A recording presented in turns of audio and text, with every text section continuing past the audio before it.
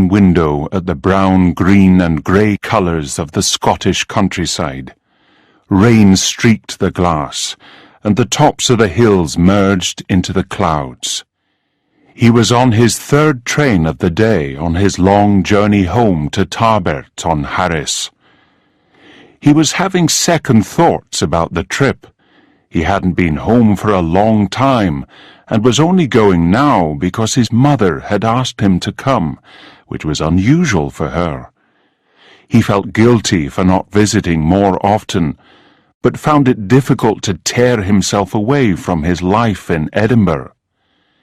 He normally had an excuse, and his mother never complained. This time, however, she had been insistent.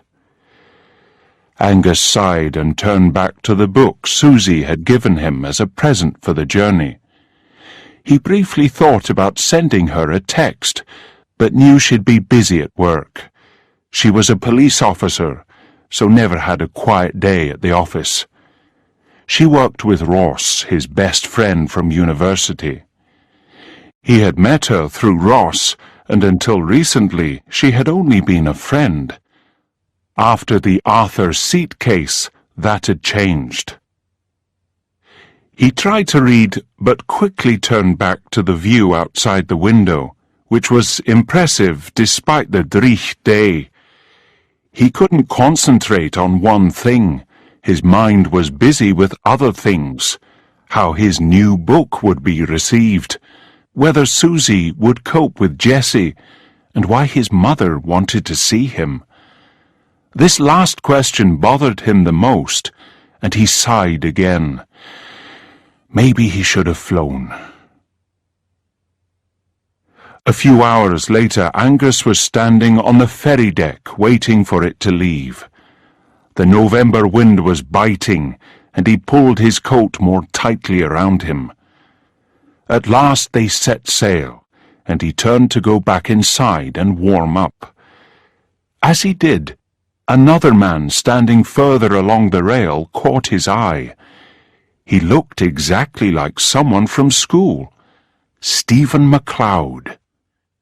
The MacLeods had lived on Harris for years, but Stephen had left for London when he was 18 and had, according to local gossip, never returned. His presence on the same ferry was possible, but unlikely. Angus rubbed his eyes, yawned, and decided it couldn't be him. He hurried into the warmth of the ship for a cup of much-needed tea, and quickly forgot about the figure looking out to sea. Night had already fallen when they docked at Tarbert. Angus was the first person off the ferry, and was soon walking towards the home he had grown up in. Even in the dark, the place looked the same, and for all his initial reluctance, he couldn't help but feel a burst of excitement about being home. As he passed the door of the local shop, he waved in at Mrs. Muir, and knew it wouldn't be long before half the village knew he was home. That thought reminded him of the man who had looked so familiar on the ferry. If it was Stephen, someone would know, and he'd be sure to find out soon enough. He hesitated a second at his mother's door before opening it without knocking. As usual, it was unlocked. "Hi, Mum, I'm here," he called out as he took off his rucksack and boots. A voice from the kitchen replied, "Hi, son, I'm in here. Tea's almost ready." With his coat still on, he strode into the kitchen, bent down to give the small but sturdy woman at the stove a kiss, and turned to put the kettle on. Like the village, nothing had changed in the house, and the delicious smell of his mother's cooking took him back, as it always did, to when he was still a child. He hung his coat over a chair, then poured the tea, laid the table and sat down. It was only as his mum put his food in front of him that she returned his kiss. "It's good to see you, Angus. Now, eat up before it gets cold." Angus smiled. "It's good to be back," and tucked into the hot broth in front of him. Chapter 2. Over his porridge the following morning, Angus found out why his mother had been so keen for him to come home. "I'm moving, leaving Harris," she said, bent over the ironing board and a pile of clothes. Angus's hand, holding his spoon, stopped in mid-air. He opened his mouth to speak, but Moira Fleming continued. "I'm getting on, and, well, it isn't the same anymore without your father." Angus nodded, his momentary horror replaced by guilt. His mother lived alone, and he wasn't there to help. "Where are you going, and when?" he asked. "Soon, in the new year, and to Inverness, near Aunt Margaret. I've already found a place." When did you decide all this? Do Isabel and Finlay know?"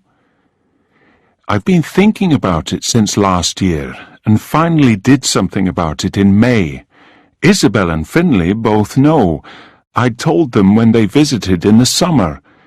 I asked them not to say anything, not until I'd spoken to you." Angus nodded again. His brother and sister were much better at coming home, bringing their children in the school holidays to see their gran. His guilt grew. "I'll come and help you with the move," he said, anxious to help. "Ach, there's no need. I've got a firm coming to do it all, and anyway, you'll be busy with your book stuff." Moira looked up at her youngest child, who sat with his breakfast cooling and a miserable expression on his face. "Don't fret yourself. I know you're busy, and you needn't feel guilty, but I wanted you to come home before I went. I know you love the place, even if you don't know that yourself. Now finish your porridge. Then you can get me some milk from the shop and go off for a walk. You look like you could do with some fresh air." Angus nodded one more time, finished his food, and as he carried the bowl to the sink, put his arm around his mother's shoulders for a moment. It said everything. A short while later he was tramping down the street to the shop, his mood brightening as he was greeted by sunshine and a clear blue sky. The air was fresh, and it looked like it would be a glorious morning. As he stepped into the familiar shop, which hadn't changed in 30 years, he could hear 3 women gossiping at the back. He smiled to himself, knowing that Mrs. Muir would be discussing all the comings and goings in Tarbet and around. He took the pint of milk to the counter to pay. "Good morning, Mrs. Muir. Good morning, all." "Angus, good morning. I thought it was you I saw through the window yesterday. Are you here visiting your mum? That's awfully good of you. Did you come over on the ferry last night? You'll have seen Stephen MacLeod then? Sad business. Very sad indeed." She drew breath, and the 2 women standing beside her shook their heads sadly. "What sad business would that be?" Angus asked, with a look of concern on his face. He also smiled inwardly at the confirmation of his suspicion the evening before. It was Stephen MacLeod he had seen. "Old MacLeod's not long for this world. He's bedbound, and the doctor says it can only be days, maybe a week at best. And Stuart's been at his side the whole time. He should get everything. But now the prodigal son has returned." The women's expressions changed to ones of disapproval. Angus replied, "That is sad news. Well, thanks for the milk. Give my best to Mr. Muir." He smiled his goodbyes and left. As he walked back to his mother's cottage, he turned over this information. Mr. MacLeod must be very old by now. He'd had a good life, but it would still be hard for the boys, Stuart especially. He was a year younger than Angus, but they had been friends at school. Angus decided to pop by and see him. Maybe a friendly face would do him good. Milk delivered, he made himself a sandwich and set off again. A walk along the coast was just what he needed. He'd stopped by the MacLeod house on his way back. Angus chose the path behind the houses, wanting to avoid the village. It was chilly despite the sun, and he walked quickly. It wasn't long before he found himself on an empty beach overlooking the Atlantic. It was blustery away from the shelter of the hill. He found a rock to lean against to eat his sandwich. Small white clouds scudded across the sky. The sand glowed gold and the sea was as blue as you could wish for. Only the biting chill was a reminder that it was November in Scotland and not August in the Caribbean. He sat a while thinking of his childhood here, of his friends who, he knew from Facebook, had, like him, moved away. Indeed, Stuart MacLeod was possibly the only one who had stayed. His fingers were going numb in the cold, but he wanted to send Susie a message. He got out his phone, but of course there was no signal.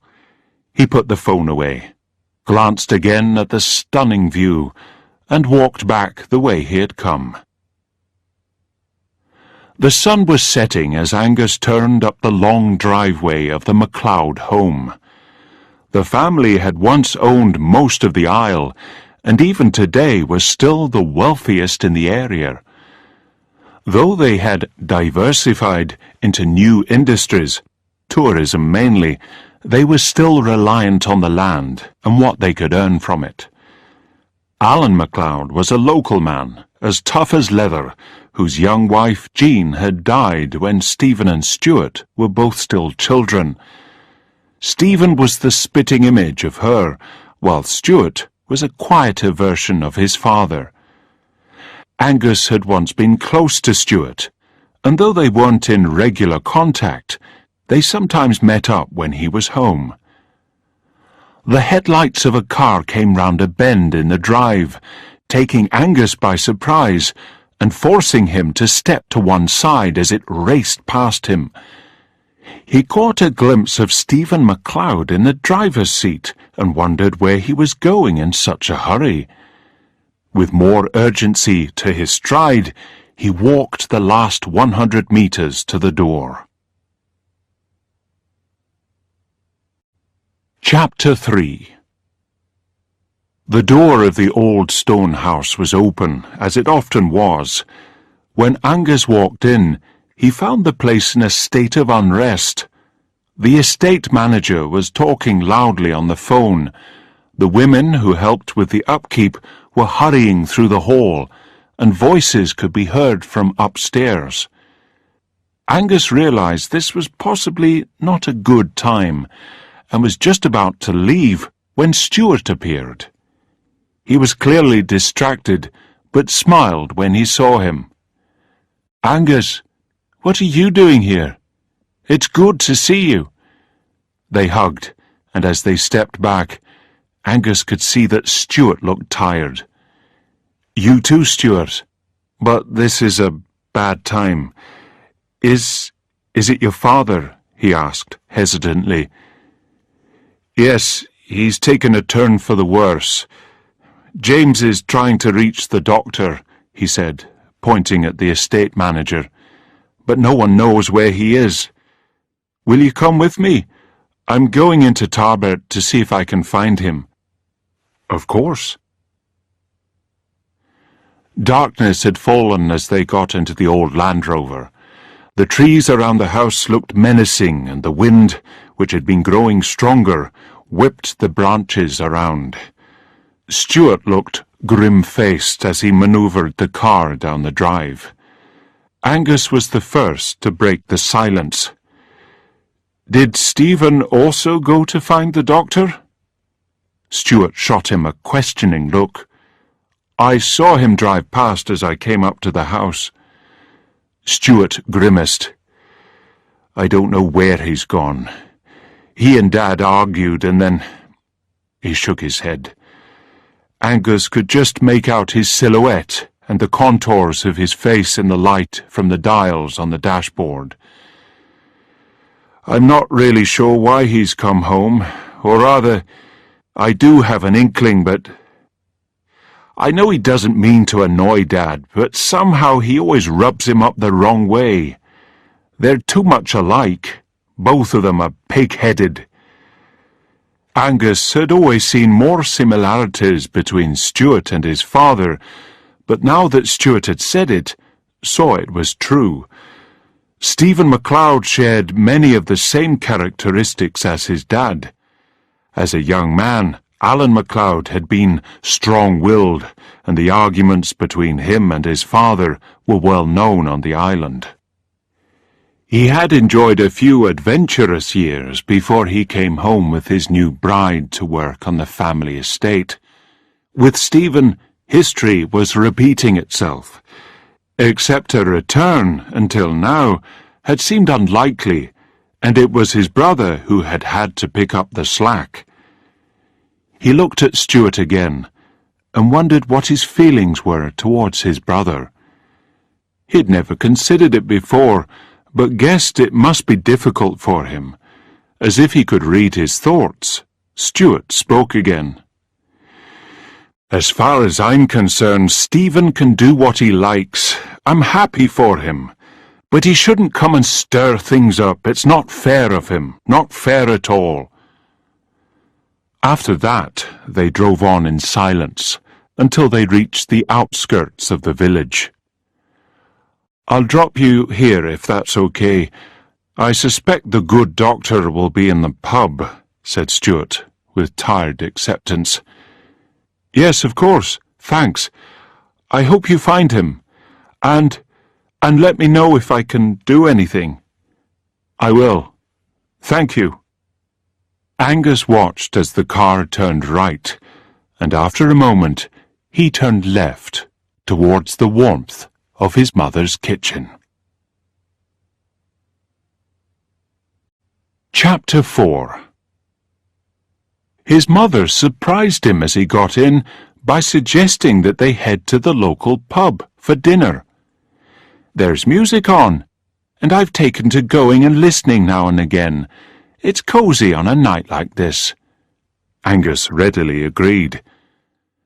The pub was surprisingly busy, and they could only find a table in the corner. The band was setting up, an open fire was flickering in the fireplace, and familiar faces sat waiting for the entertainment. The warmth of the place was obvious. An hour or so later, their dinner nearly finished, the music now in full swing. Angus felt his mobile ringing. Fishing it out of his pocket, he saw that Susie was calling. As it was impossible to hear anything over the din, he excused himself and went outside. "Hi, Susie." "Hi, Angus. How's it going? Surviving?" Angus smiled. "Yes, absolutely. And how are things at home? Is Jessie behaving herself?" "Well, she found your new shoes. She's left a few teeth marks on them, but I rescued them. And otherwise things are fine here, too. Cold, but I guess that's no surprise. Oh, Ross said to say hi. He says you owe him a few pints for walking Jessie when I couldn't." Angus laughed. Ross was not a huge fan of dogs. Fair enough. They spoke a bit longer. Angus filled Susie in on his mother's plans to move to the mainland. Down-to-earth woman that she was, Susie thought that was sensible and scolded Angus for his selfish disappointment. Teeth chattering now in the cold outside, they wound up their conversation. "Have you asked your mum if it'd be okay for me to stay for a few days?" Susie asked. No, not yet. Do you think you'll be able to make it out? Yeah, it's looking likely. I should find out tomorrow. So you'd better ask her before I turn up unannounced at your door. I'll speak to her about it tonight, but it won't be a problem. She'll love you. We'll see. I'd better let you get back in before you die of hypothermia. Speak tomorrow? Yeah, have a good night. Miss you. Miss you too. Angus stuck his phone back in his pocket and turned to go back inside. As he did so, he caught sight of Stephen MacLeod getting into his car, which was parked outside the local garage. A young man was standing beside him. Angus recognized him as Mark Mackenzie, the mechanic's son. Something in his stance suggested it wasn't a friendly chat, nor that of someone discussing car repairs. Angus could see that Mark was talking, his head bent down to Stephen's level, his hand on the door. He took a few steps towards them but could hear nothing. A second later, Mark slammed the car door shut, and Stephen drove off into the darkness. Mark stomped back to the garage and slammed that door too. Angus frowned. Mark Mackenzie was quite a few years younger than them all, and as a teenager had been a troublemaker and a layabout. He was living in London, or at least that's what Angus had heard. It seemed odd for Stephen to be talking to him. A sudden cold gust made him shiver, and he hurried back inside. There he found a small group tipsily dancing a reel. Tables had been cleared and pushed back to make room for them. Other patrons were tapping their feet, and the sweat was pouring down the face of the fiddler. As he sat back down beside his mum, he noticed her hand moving in time to the music, and they both watched as the dancers were joined by more and more people. His mum shouted in his ear that the music nights often ended like this, and after that the noise made conversation impossible. At around midnight, only the hardiest of souls was still going. Angus was settling their tab and making ready to leave, when the door opened to reveal the local doctor, wet and dishevelled. He made his way to the bar, and slowly, as people noticed him, the rest of the pub fell silent. Everyone knew the doctor and where he had been that evening. A few had been there when Stuart had collected him earlier. Now that the doctor had reappeared, his face grim, everyone knew what it meant. The landlord poured him a whisky, and the locals discreetly moved closer. Mrs. Muir spoke first. "So, Doctor, is old MacLeod—" Dr. Jameson just nodded and took a gulp of whisky. "Aye, about an hour ago, in his sleep, with his son by his side." There was an emphasis on the son, and his look of disapproval was noted by everyone. Angus wondered about how Stephen must have felt when he arrived home to find his father had passed away. He felt sorry for him. Whatever people said, he didn't deserve that. Unsurprisingly, this news put an end to the merriment, and though the band started again, it was a lament they chose. The people in the pub spoke amongst themselves as Angus and his mother took their leave. They were quiet on the walk home, braced against the cold and wind. They were grateful that the weather didn't allow for conversation, so they could be alone with their own thoughts. Chapter 5. As Angus awoke to find a perfect blue sky outside his window, he could almost forget about Alan MacLeod and how his sons must be feeling. He lay a moment thinking about his own dad and his childhood on Harris. This train of thought was interrupted by a beep from his phone. Susie had sent a message. "Don't forget to ask your mum. Love, S." He felt a momentary flutter of nerves, but then hurried out of bed so he could ask his mum if Susie could stay before he chickened out. He had known his mum wouldn't say no, but she was more enthusiastic than he'd expected. "Of course she's welcome. I'd like to meet her," she said, as if he invited girlfriends home every day. "Now, what are your plans for the day? Are you going to visit poor Stuart MacLeod?" "Yes, I thought I'd walk up there."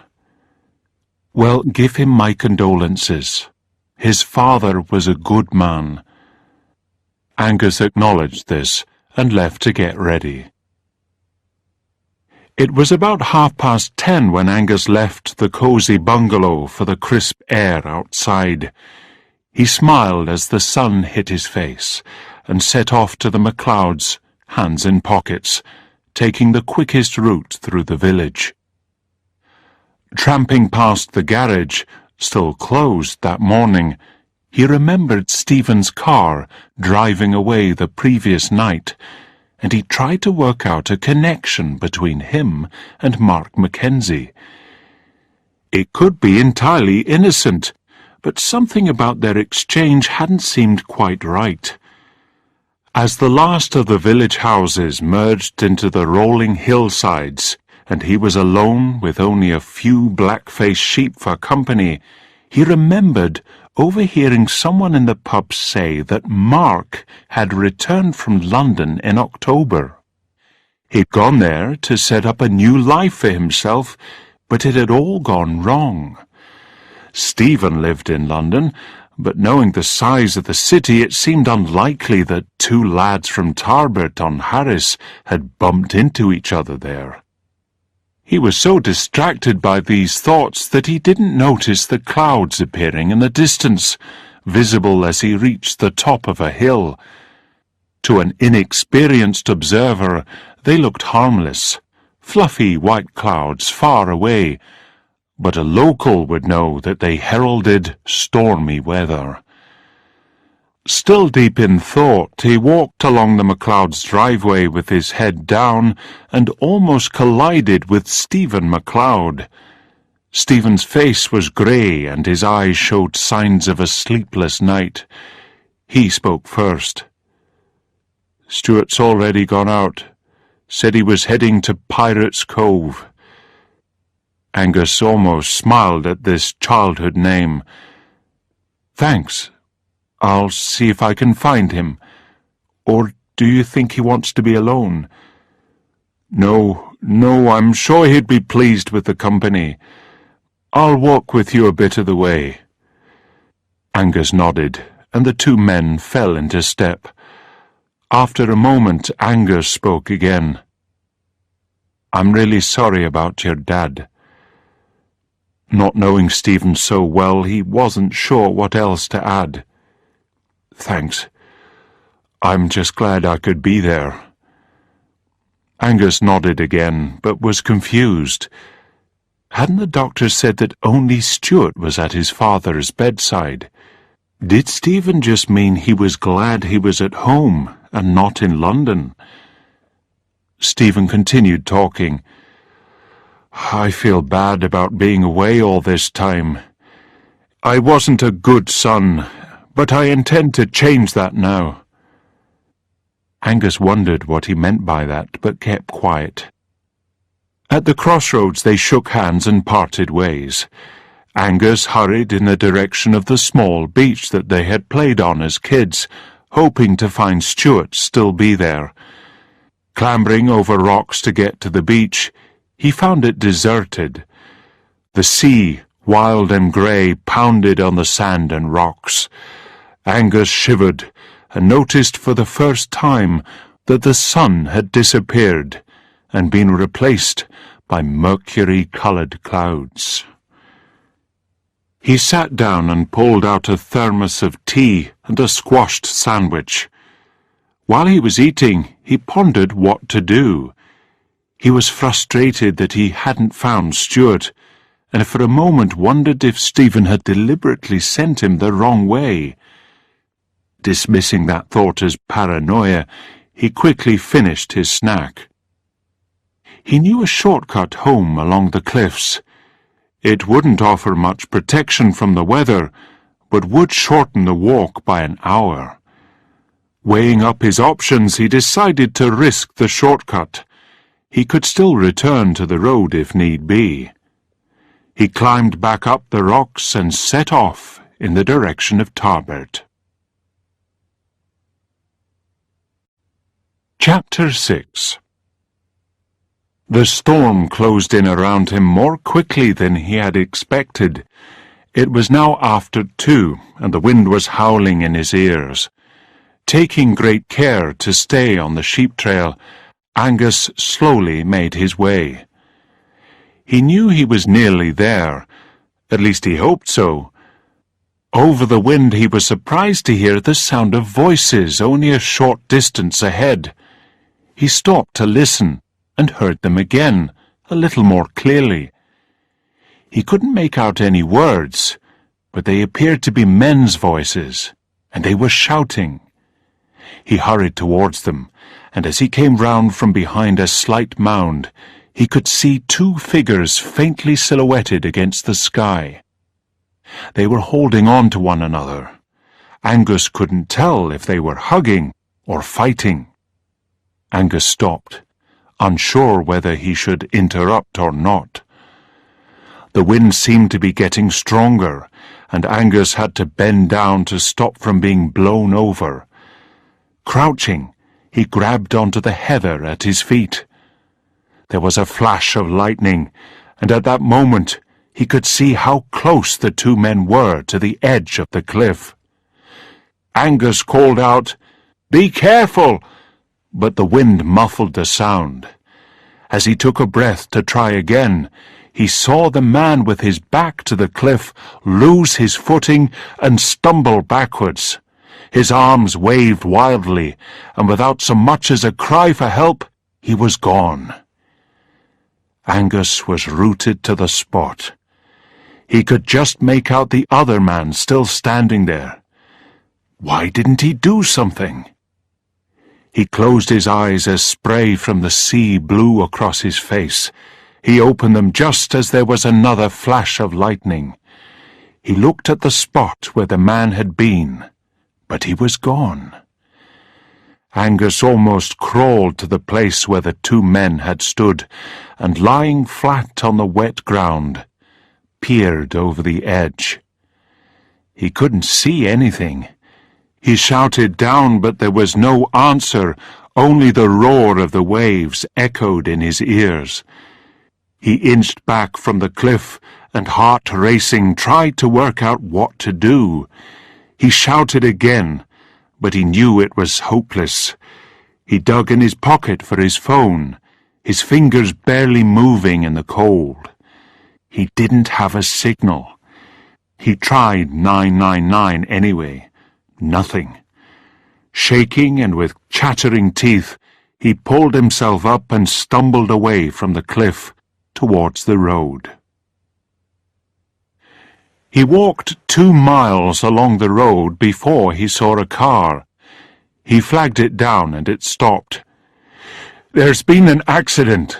I saw someone fall off the cliff. I need to get to Tarbert as quickly as possible." Angus spoke rapidly, rainwater running down his face. The man just gestured for him to get in and set off as fast as the weather conditions would allow in the direction of the village. As Angus drew out his wet mobile to try again, the man pointed at the glove compartment. "There'll be no signal in this weather, but the satellite phone should work." Angus called 999 and explained what he had seen.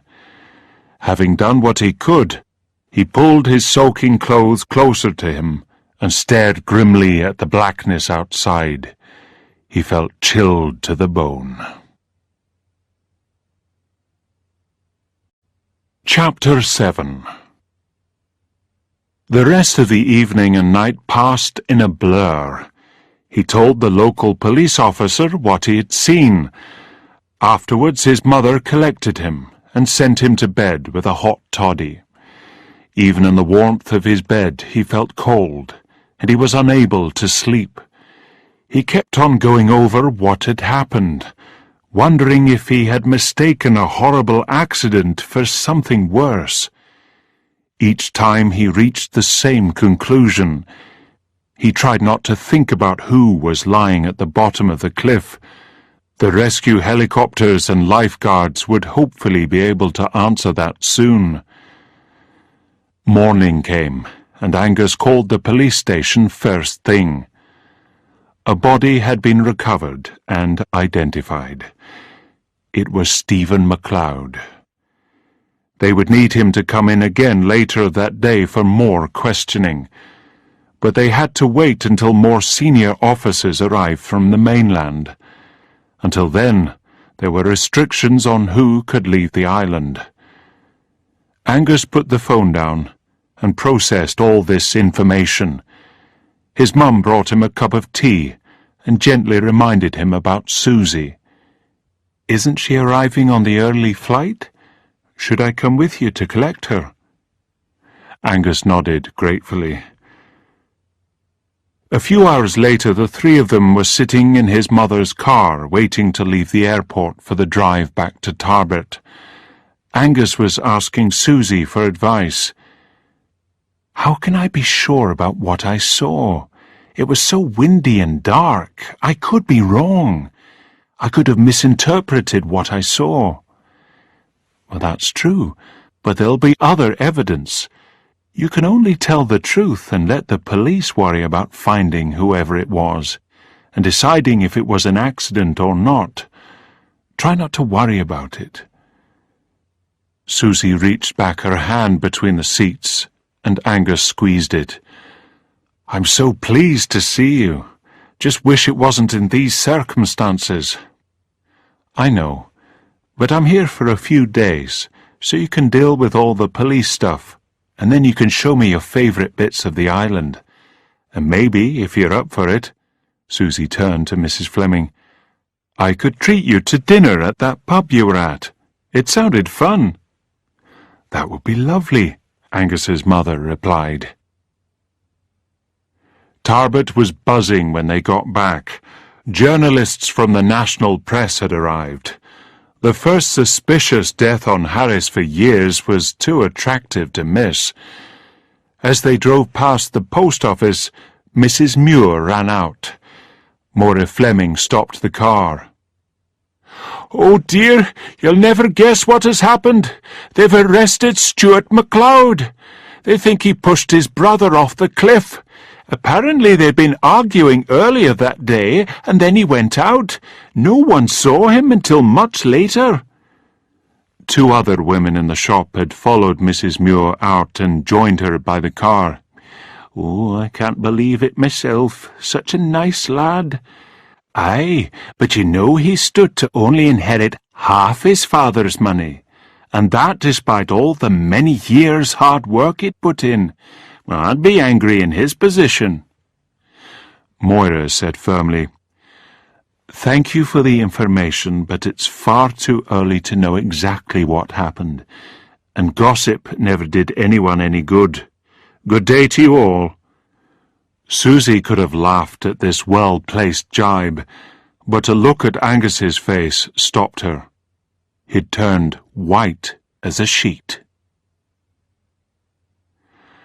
Angus didn't want to go to the police station. He was certain that Stuart was innocent, but also aware that he couldn't know this for sure. He didn't want his testimony to put his friend in jail. Susie walked with him into the village. At the door to the police station he muttered something. "I'd never realized how hard this is. Writing about criminals in interview rooms is, well, it's totally different." Susie stroked his arm and pushed open the door.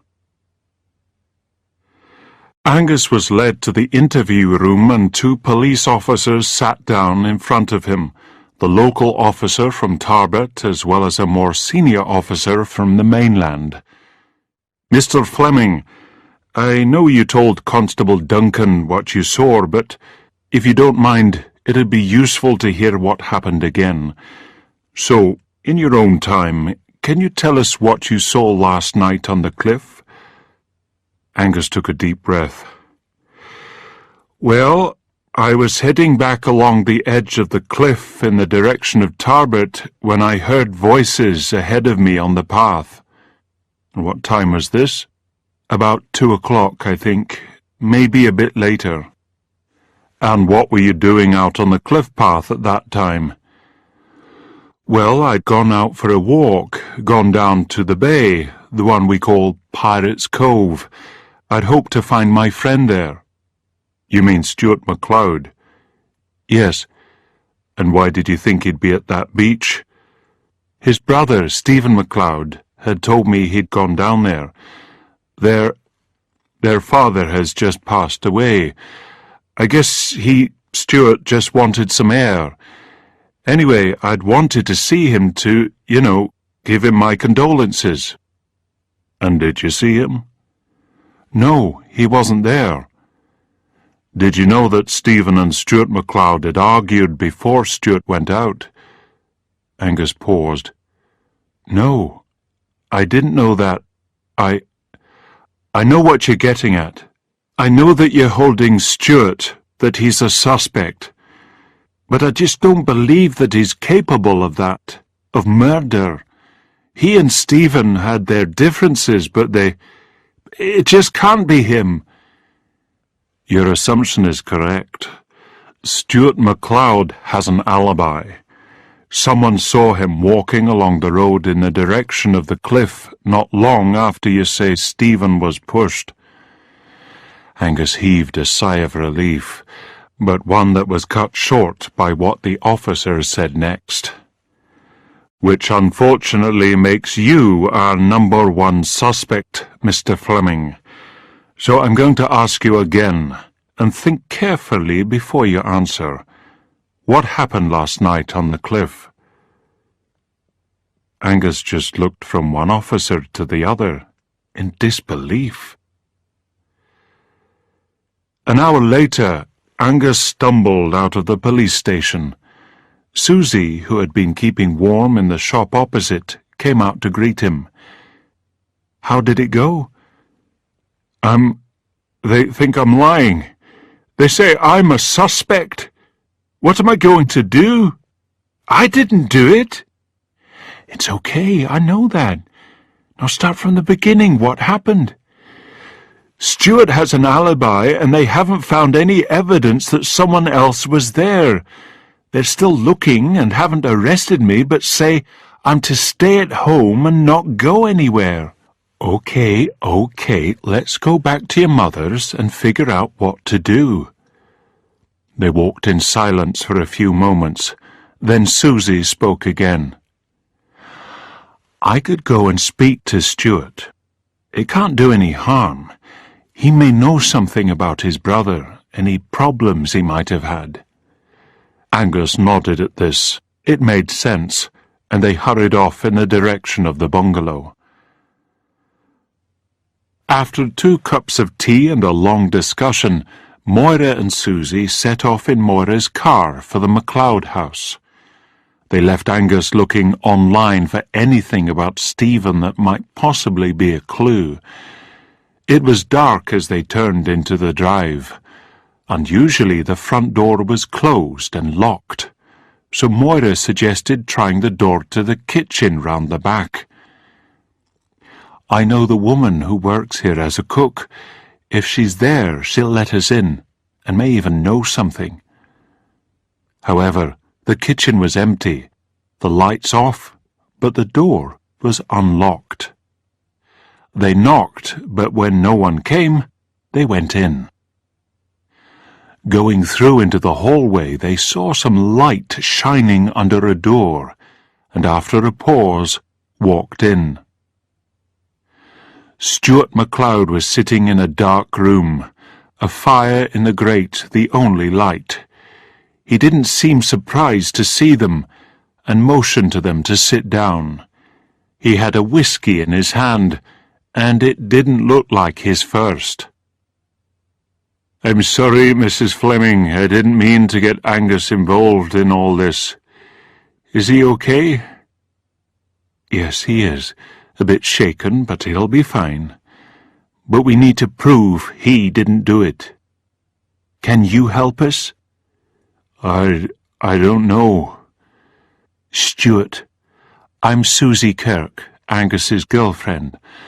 I'm also a police officer in Edinburgh, so I know that sometimes details which seem unimportant can be vital. Perhaps your brother mentioned a name or did something unusual which could lead us to the real suspect. If I understand correctly, Stephen's been living in London and didn't have the best of relationships with your late father. What did he do in London? Where did he live? Do you know?"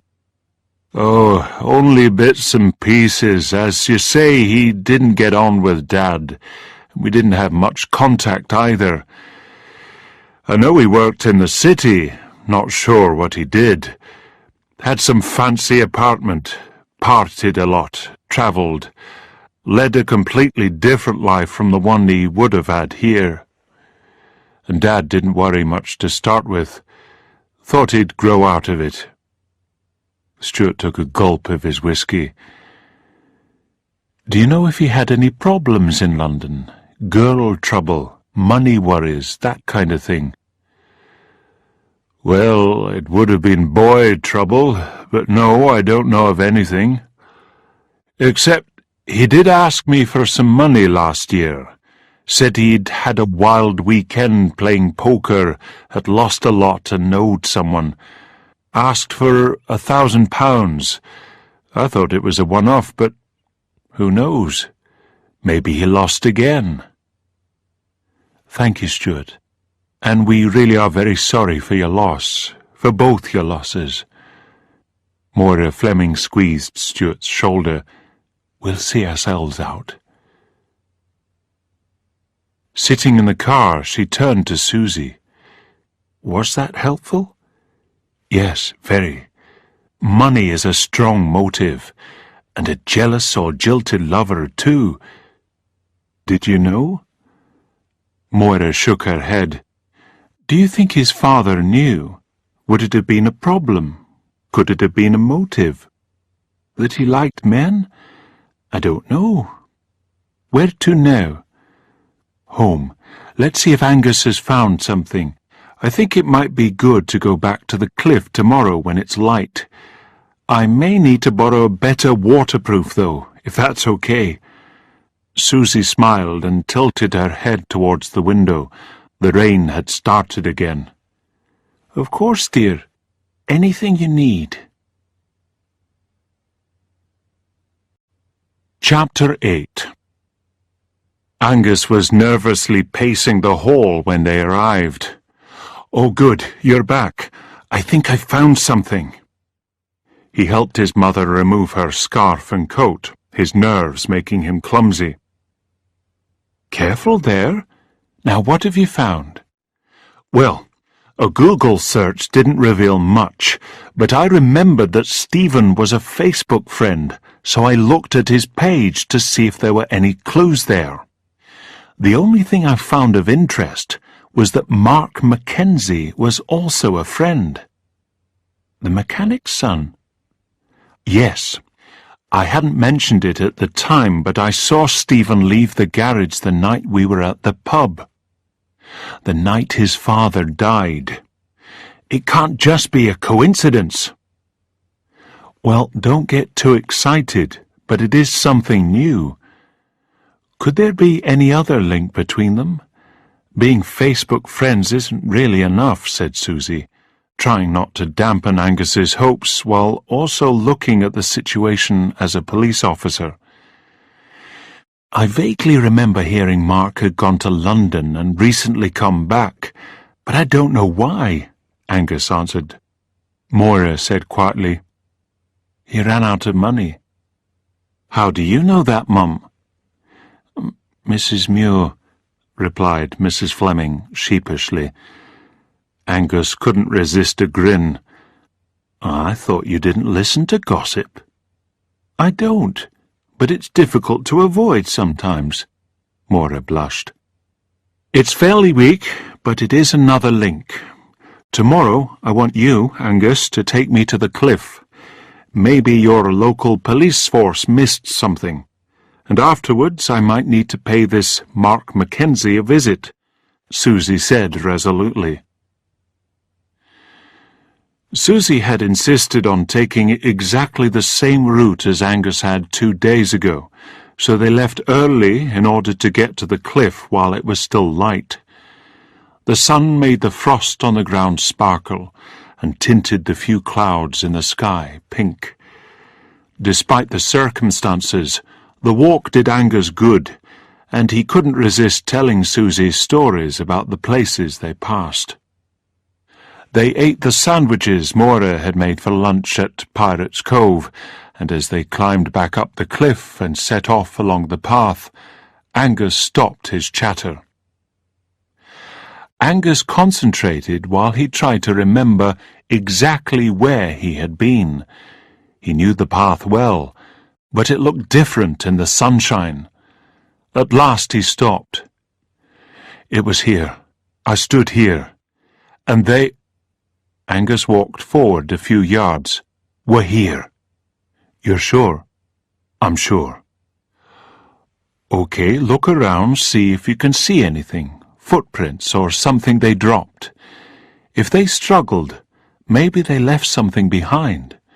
But be careful not to disturb anything. Just move slowly."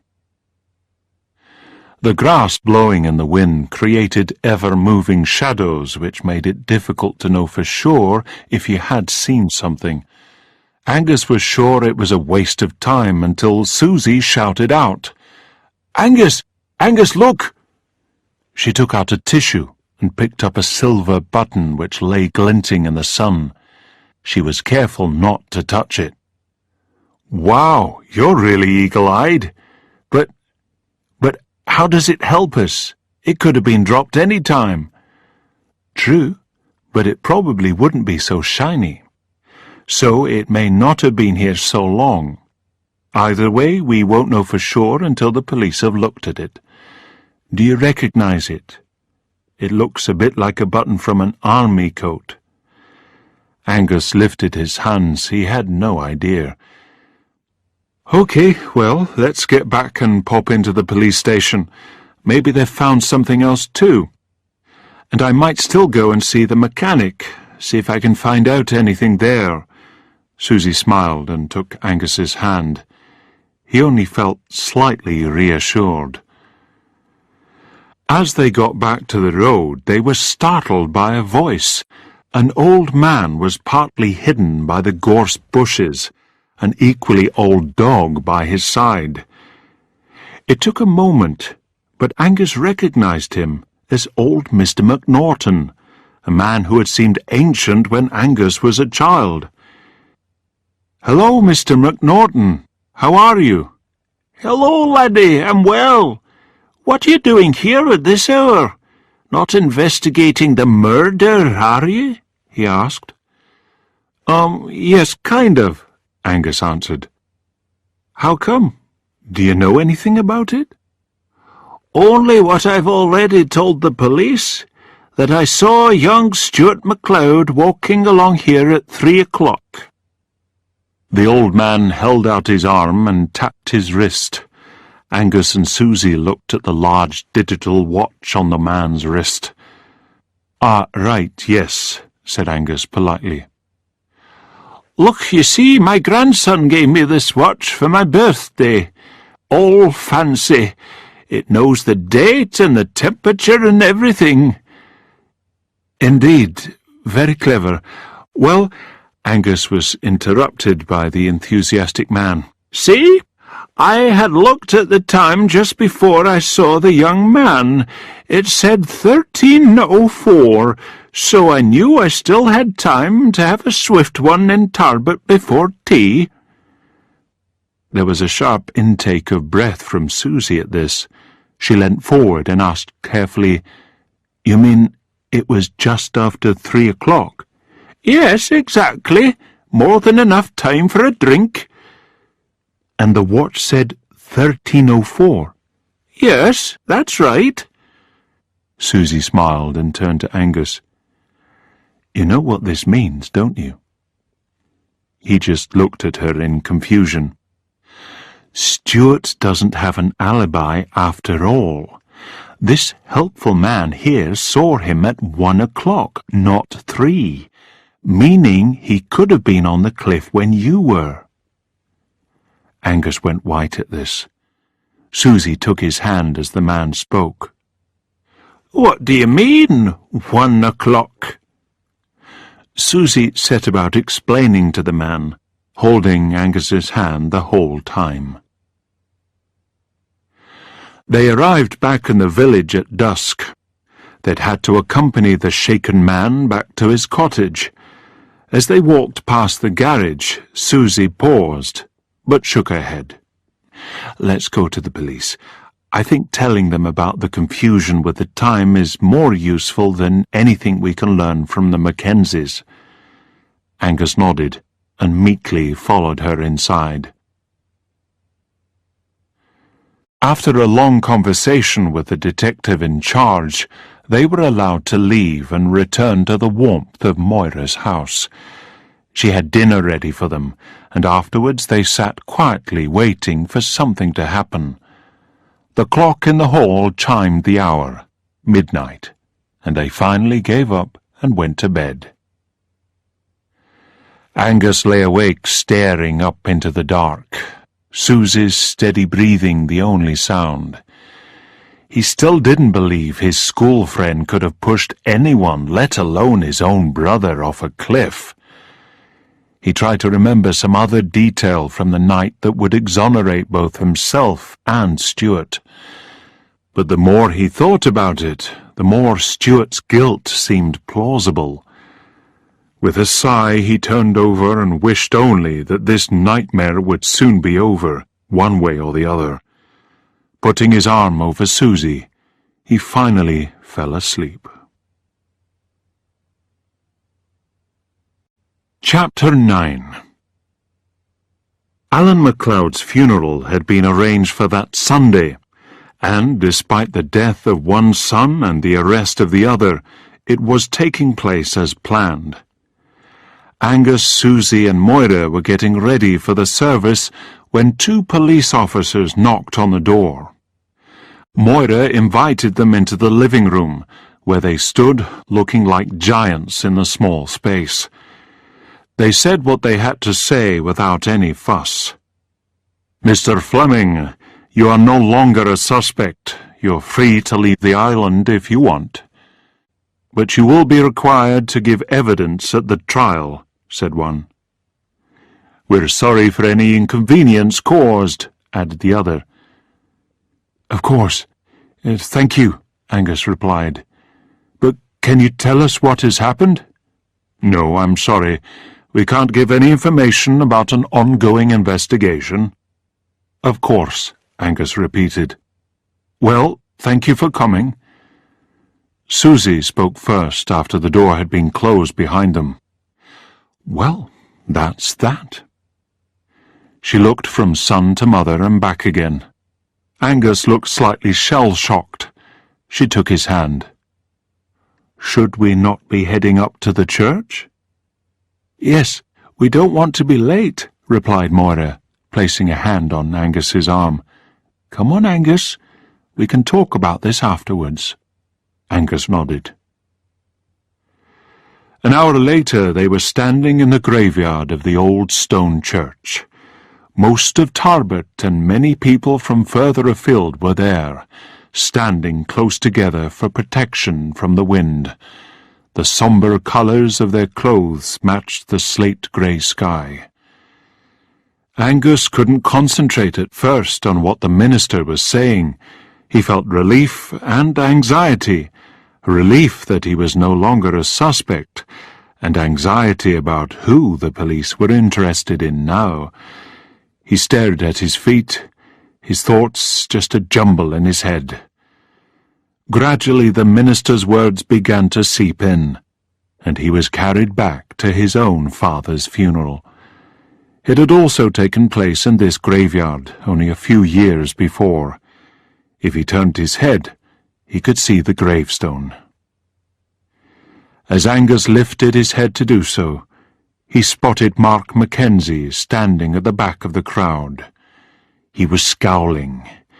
When he noticed Angus looking at him, his frown deepened and, with hands in his pockets, he turned away. Angus gasped. Mark was wearing a heavy black army coat with distinctive buttons on the front. With the wind blowing, he had done them up, and it was clear that one was missing. It was him! It was Mark, not Stuart. Angus felt a weight lift from his shoulders. Susie raised her eyebrows at him, and his mother nudged him. Clearing his throat, Angus adopted the pose of mourner. And this time, looking at the sky, he found it hard to stop the tears running down his cheeks. Chapter 10. A year later, Angus found himself sitting in the High Court in Edinburgh, waiting for the verdict. Susie sat beside him and offered the odd comment on the various police officers present. Angus had given his witness statement early in the trial, and since then had come most days to follow proceedings. To his despair, the events of that day on the cliff had not unfolded as he had imagined. The case had had the lot: blackmail, jealousy, and gambling. The undeniable facts, however, were that Mark Mackenzie had indeed lost his coat button on the cliff, having met Stephen MacLeod there. He admitted blackmailing Stephen. He blamed Stephen for drawing him into a lifestyle in London that he couldn't afford, and for dropping him when it no longer suited Stephen to hang around with the little island boy. He agreed he had a motive, but he also had an alibi. Someone had seen him in the village at 2:30. Unlike Mark, Stuart MacLeod didn't have an alibi. Further questioning had led him to admit being on the cliff and arguing with his brother. Stephen had made unreasonable demands, wanted to stay and run the estate, which Stuart wasn't prepared to let him do. They had struggled, and Stephen had slipped. It was an accident, one Stuart would never forgive himself for. The lines etched on Stuart's face were enough to convince Angus he was telling the truth. But it was up to the jury to decide what the verdict would be. It had been announced that the jury would be returning shortly with their verdict. Angus wiped his sweaty hands on his trousers and resisted the urge to leave. After what seemed like an eternity, the jury walked in. Then the judge took his seat and asked the jury whether they had reached a verdict. The thumping of his heart prevented Angus from hearing most of what was said, at least up until the important bit. "Do you, the jury, find the defendant proven of the first charge of murder?" "We find the defendant not guilty of the first charge." Angus clamped his hand round Susie's and held his breath. "Do you, the jury, find the defendant proven of the second charge of involuntary culpable homicide?" "We find the defendant not proven of the second charge." Stuart was being acquitted, was free, though with his reputation in tatters. Angus felt Susie throw her arm around him, but all he could do was watch Stuart, his shoulders slumping in relief and his hands covering his face. Time stood still a moment, until the sound of the judge's gavel released them all.